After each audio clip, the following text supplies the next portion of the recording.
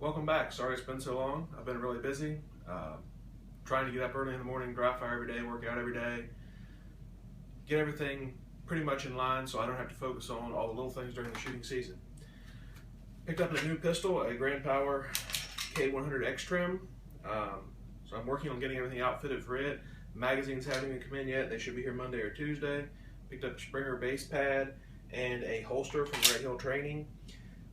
This is pretty much going to be my competition rig for the majority of the year, unless something else quickly comes along. I really don't like switching guns at the beginning of the year. So I've been, of course, had to adjust my holster, adjust my draw stroke, somewhat to make sure everything is good with that holster. This holster is actually a lot better adjustable wise compared to the old piece of crap Blade Tech that came with my original Smith & Wesson M&P. So I thought I'd share a few things with you on my draw that I've been working on and coming up with. First of all, of course, this is a double action gun, so a lot of prep going into the draw. I really start my trigger prep back here at my chest. It's a good smooth pull on this gun, no trigger job done on it yet, but to me the important thing is that it's smooth and it's consistent, and that's what it is. So most of my work I do just hands at sides draw, just relax, and out. I've also got a fiber optic front sight on this. Have not tried a fiber optic front sight in many years. I used to have a lot of focus problems with that when I was wearing glasses, so I really wrote them off. I see so many top shooters doing it, I have to at least give it a try early this spring. So I've also been working on the sight acquisition. It's not a bright red dot under these lights. It's a very dim red dot if I take about 3 or 4 steps over to the left, and it's non-existent in the dark. So working on those sights, getting that sight acquisition has really brought me back to my basic drawing drills of just getting the gun out and onto the target and working those down with a good solid par time. Right now I'm using a par timer app for my iPhone, so it's pretty hard to video and use the par timer app also. But just getting the sights out there on the target and getting that last presentation. I find I don't present quite as hard when I'm using my double action gun as I do my single action guns, such as my M&P or a 1911. So I get the preps in there, but I don't do the prep every time. The prep still kind of stays in the draw string. And one of the things I really love about this gun is there's absolutely a huge magazine button, which is very detrimental to concealed carry with it, because I've lost a mag a couple times, so I won't be using it for a concealed carry gun until I get another magazine release for it, which are fairly easy to swap out.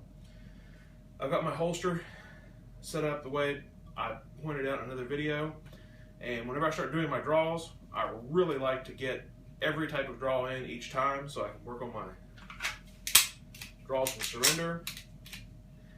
And if this is your first time going to a double action gun, I'm also going to suggest you practice decocking a few times, because whenever you're going to load and make ready, and then the last part of the make ready is going to be to decock and holster. This is something you have to practice 100% of the time, but it needs to be something that's mindless, but you pay attention to, because a hammer can get slippery. There's honestly very light serrations on most hammers. If we could deepen those, that would be great. But one single slip and you tear up your thumb and you get to go home all at the same time. The important part about it is just being confident with it, being mindful when you're putting your hammer down, and then not worrying about it for the rest of the match or until the next stage. And if you turn and draws,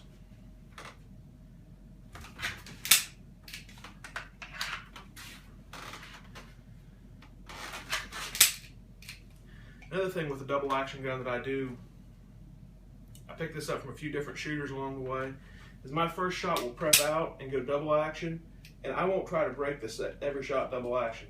This will be the rest of my shots for the string until I take my finger off the trigger to do something such as a reload, and then I'll hit the double action shot and just work the trigger from then on.